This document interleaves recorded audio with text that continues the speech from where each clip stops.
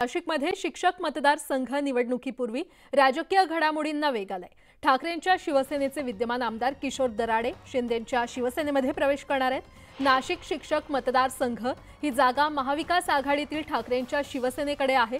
त्यामुळे काँग्रेसचे ज्येष्ठ नेते गोपाळराव गुळवे यांचे पुत्र संदीप गुळवे ठाकरेंच्या शिवसेनेमध्ये प्रवेश करणार आहेत। त्यामुळे गुळवेंना उमेदवारी मिळण्याची शक्यता आहे। अधिक माहिती देत आहेत आमचे प्रतिनिधी लक्ष्मण घाटोळ आपल्यासोबत जोडले गेलेले आहेत। लक्ष्मण, खरं तर नाशिक विभागाच्या शिक्षक मतदारसंघाची निवडणूक येऊ घातलेली आहे आणि या निवडणुकीपूर्वी नाशिक विभागामध्ये मोठ्या राजकीय घडामोडी ज्या आहेत त्या आपल्याला पाहायला मिळत आहे।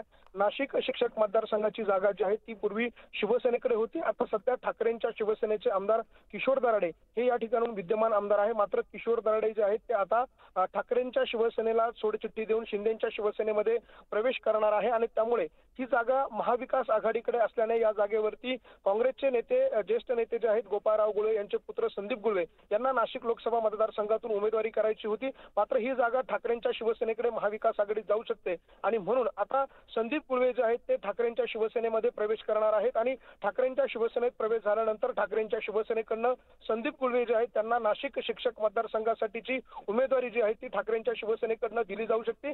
तर तिकडे किशोर दराडे जे आहेत ते शिंदेंच्या शिवसेनेत जातील आणि शिंदेंच्या शिवसेनेकडनं ते उमेदवारी करतील।